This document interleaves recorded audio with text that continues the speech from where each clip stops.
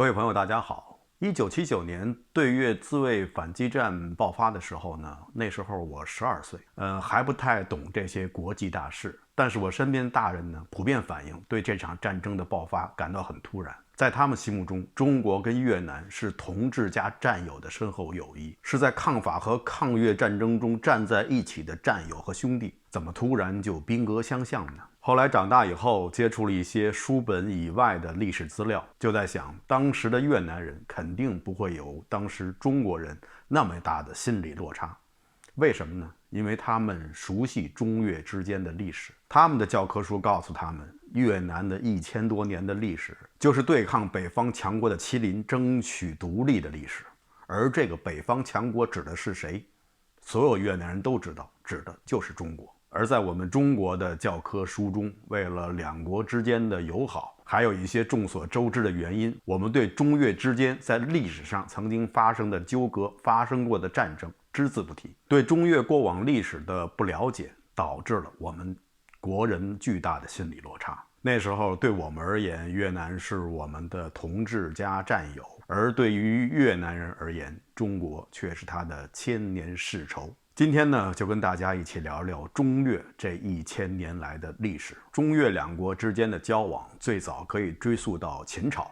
秦朝在灭了6国以后呢，就发兵南下，征服了百越，在现在的广东、广西以及越南的中北部地区设立了3个郡，分别是象郡、桂林郡和南海郡。其中的象郡就是负责管理现在越南的北部地区。当时秦军的将领赵佗战后呢，就留在了当地，做了当地的最高军事长官，叫都尉。后来秦末农民起义，天下大乱，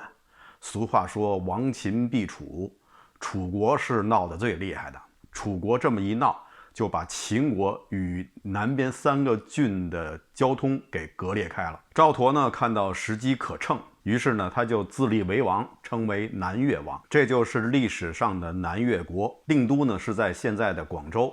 管辖的范围呢就是包括广东、广西以及现在越南的中北部地区。南越国历经5世，在公元111年的时候被汉武帝所灭，所以南方这个3个郡呢又恢复到了中国的郡县体制，受中央政府的直接管辖。说起这赵佗呀，他在越南史书中的位置呈明显的高开低走之势。最初的时候呢，赵佗呢是被认为是越南的开国之君，说赵佗为越南开疆拓土，能够跟中国政权分庭抗礼，为后来越南的独立打下基础等等等等。赵佗也就自然成了越南人心目中的民族英雄。可惜这个民族英雄赵佗，他并不是越南本民族的人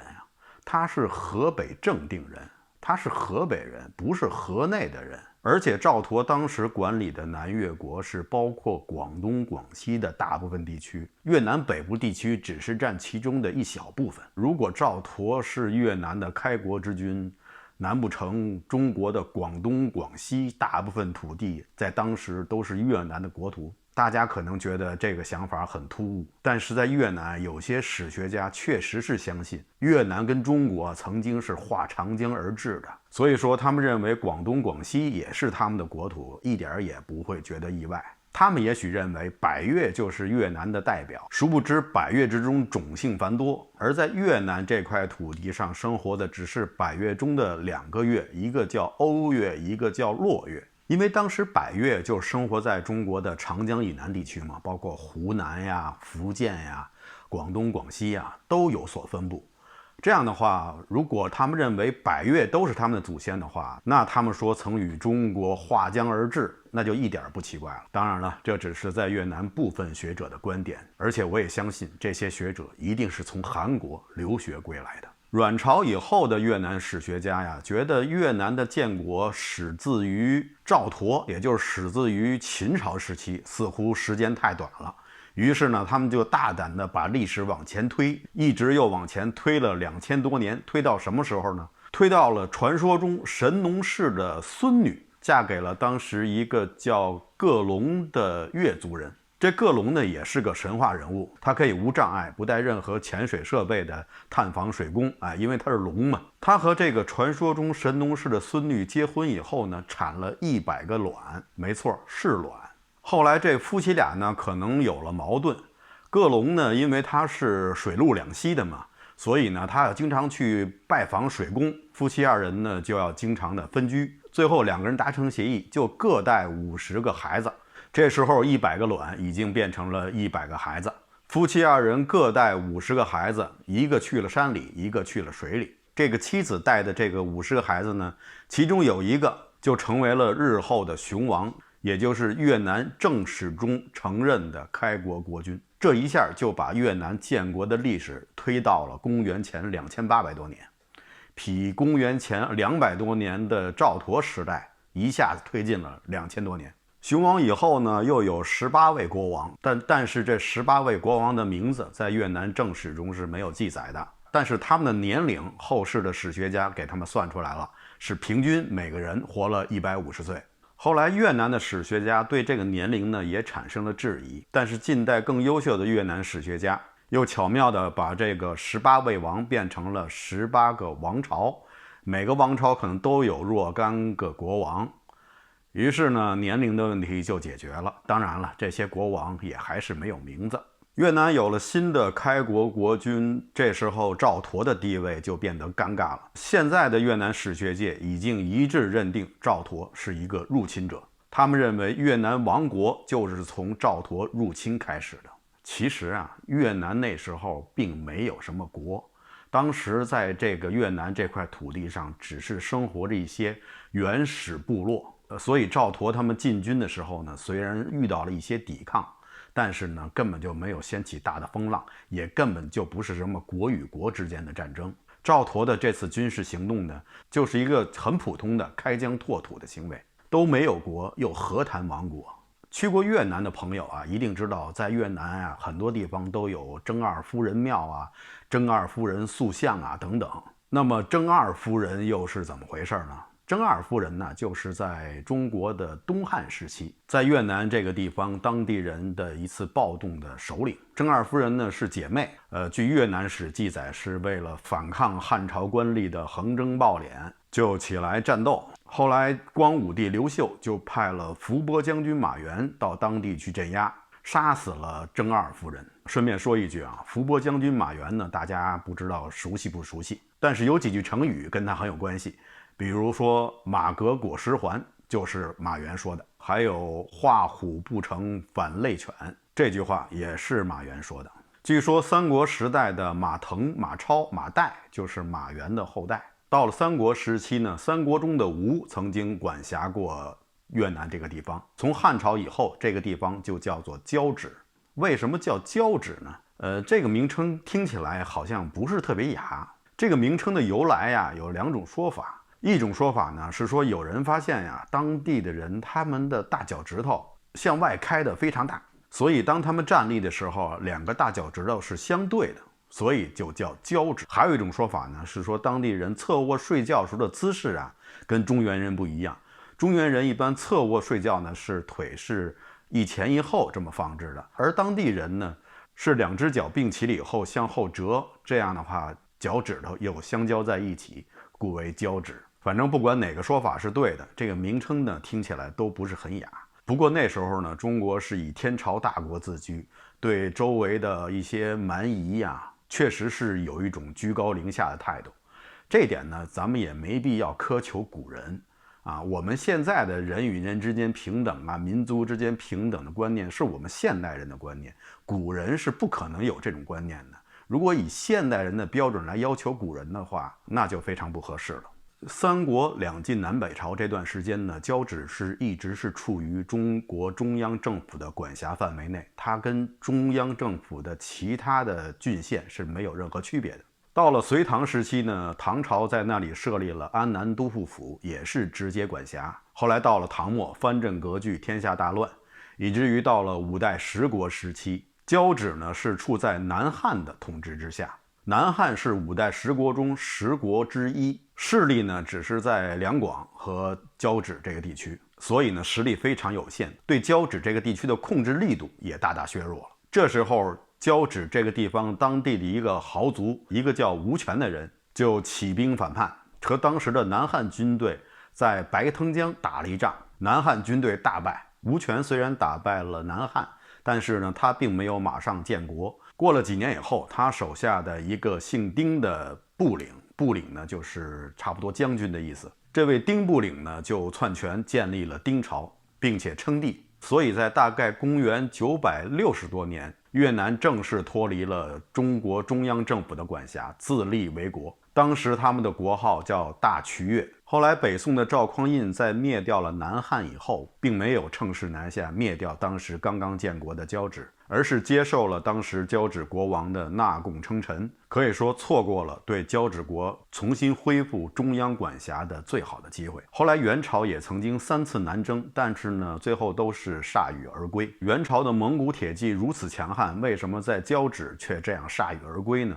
主要是因为交趾当地的气候条件和地理条件造成的，而且当时这个交趾国也出了几个很能打的将军，而且交趾国呀也非常狡猾，每次他们打赢以后呢，为了防止元朝的进一步报复，他们都马上是上表称臣，而且呀，他们对中国的中央政权从来不称自己为皇帝，只说自己是王，而对内他们就自称自己是皇帝。他们这样做呢，唯一的目的就是因为他们非常知道，如果他们对中国中央政权也称帝的话，那么他们肯定会挨揍的。后来到了明朝永乐年间，当时的交趾国呢已经进入了陈朝。交趾国这个王朝啊很有意思，他们都是以他们皇帝的姓氏来区分不同的朝代。比如说刚才提到了吴朝，后面的丁朝，然后后面还有李朝、黎朝、陈朝、胡朝、阮朝，这个和咱们中原的王朝不太一样。中国的朝代呢，要么是以开国皇帝的封号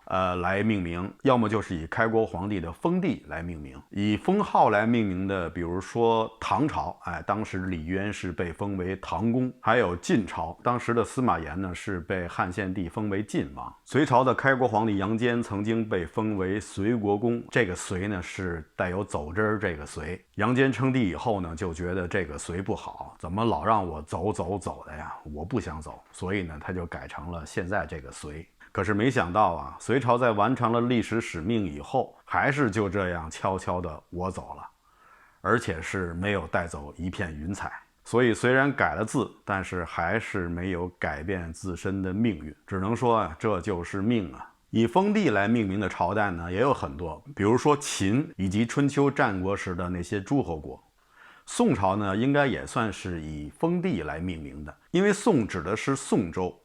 宋州呢是赵匡胤他的驻军的地方，也算是他的龙兴之地。明朝的皇帝朱元璋呢就有点尴尬了，他是一个乞丐出身，也没有什么封号，封地呢肯定没有，但是他经常是夜宿山神庙，那总不能叫山神庙朝吧。所以啊，就取了他曾经效力的一位义军首领叫小明王的名字作为他的朝代的名称。元朝是忽必烈接受了儒生刘秉忠的建议，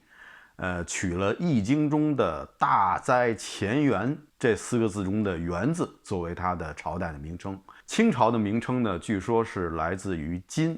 亲跟金是近音，据说是清朝统治者对当年的金国非常的向往，所以呢就起了这个名字。在中国的各个朝代中啊，还真没有像越南那样以姓氏来命名的朝代。这时候可能有的朋友就会马上提出反对，说我可能忘了一个朝代，它就是以姓氏来命名的。我猜您可能说的是陈霸先的陈朝吧，就是南北朝中宋齐梁陈的那个南陈。他的开国皇帝呢叫陈霸先，他建的朝代呢也叫陈朝。但是啊，陈霸先在之前是受封为陈王，所以陈朝的取名还是取自于他的封号，和汉朝、唐朝是一样的。正好陈霸先又姓陈，所以呢就造成了这样的误解。不好意思啊，刚才一不留神又跑题了。到了明朝的永乐年间，越南国的使者来到了京城，面见皇帝朱棣。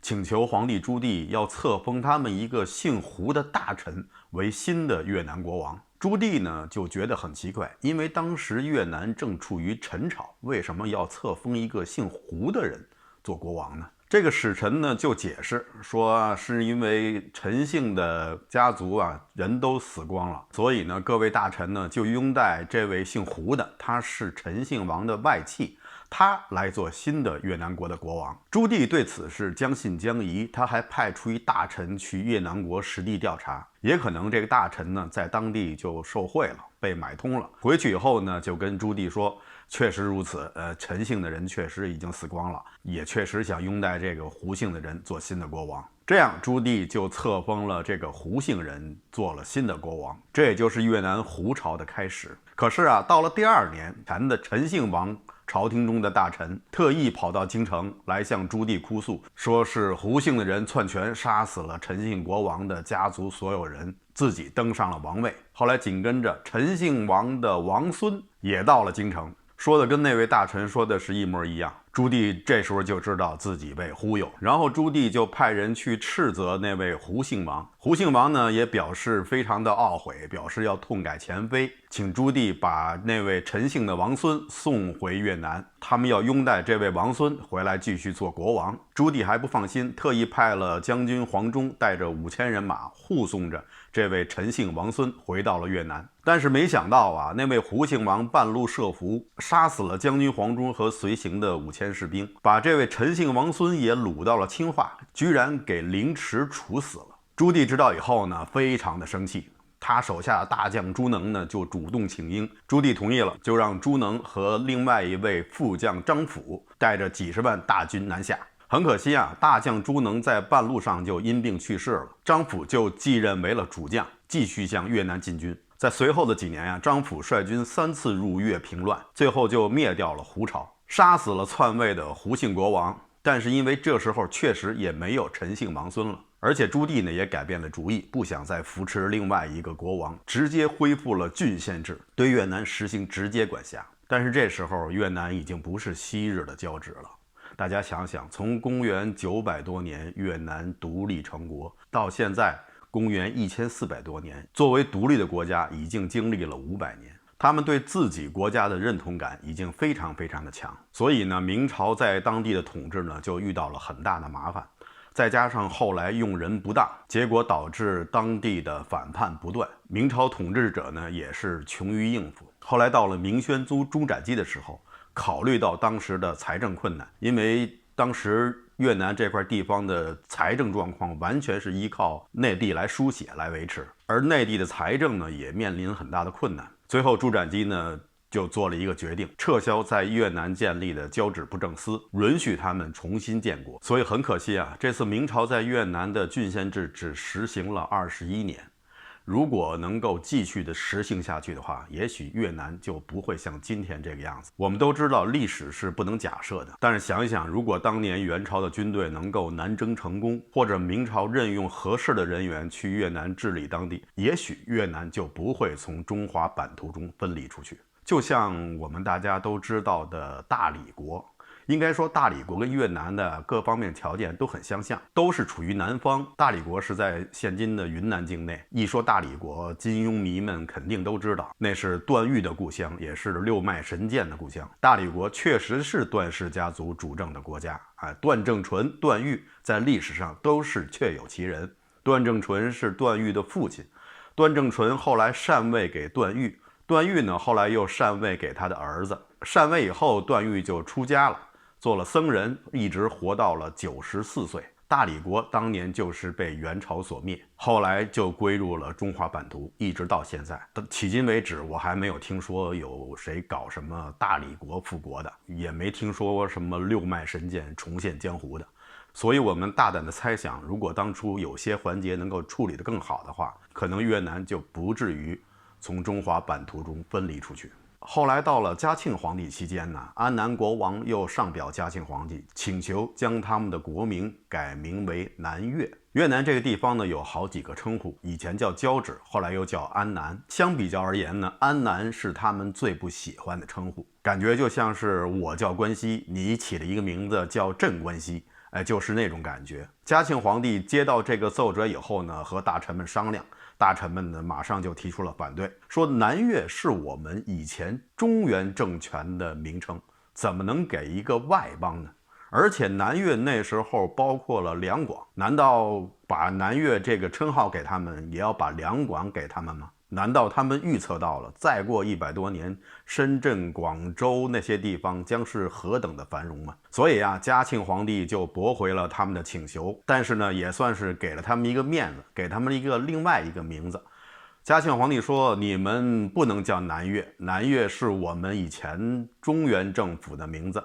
你们是在南越之南，所以呢，应该叫越南。这就是越南这个名称的由来。”后来到了19世纪的中晚期，法国殖民者入侵越南，当时的阮朝的国王就向他的宗主国大清朝请求援助。大清朝呢，也确实实实在在的出兵，为了越南不惜和当时强大的法国人干了一仗。在中学课本里学过的那个镇南关大捷，将军冯子材就是发生在这段时间。毕竟当时的法军的军力更加强大，越南国首先认怂，撕毁了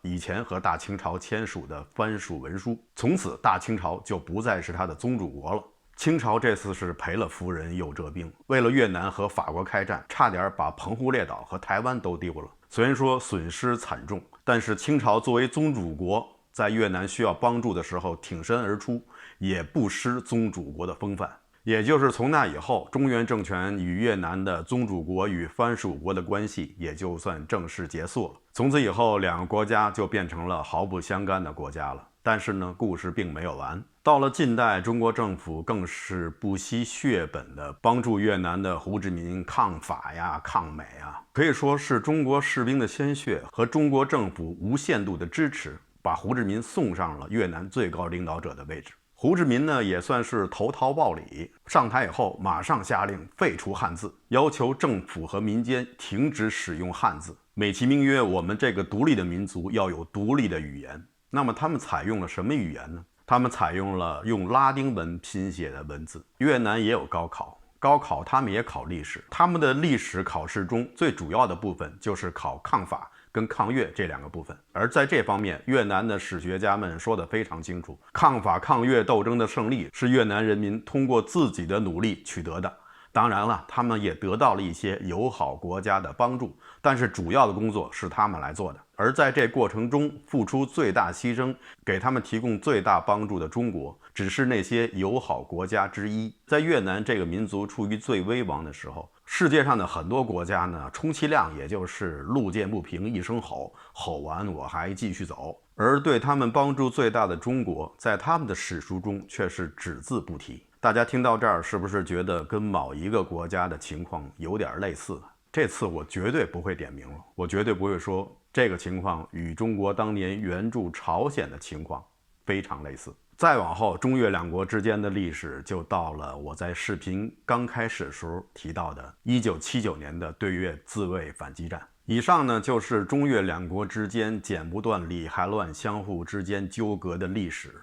时间跨度呢比较长，我呢简单给大家总结一下。秦朝时期，中国中央政府在越南建立了郡县制度，一直到了北宋，公元900多年，越南正式建国，算是它的独立的开始。后来在明朝的时候呢，曾经有21年又恢复了郡县制度。后来越南又再一次独立，一直到了清朝，大约在公元1885年的时候，越南与中国脱离了宗主与藩属国的关系。在越南官方的史书中啊，对越南的历史有过这样的描述，说越南几千年的历史就是对抗中国侵略的历史，但绝口不提古代中国曾经把先进的生产力、生产关系引入到了越南，使越南走出了原始蒙昧阶段。比如说铁器，就是在秦朝的时候，随着秦朝的军队和移民引入到了越南，大大促进了越南当地农业的发展。而且在越南建国之前，中国对越南的出兵不应该算作侵略，那些应该算是中国的内乱，是平息暴乱。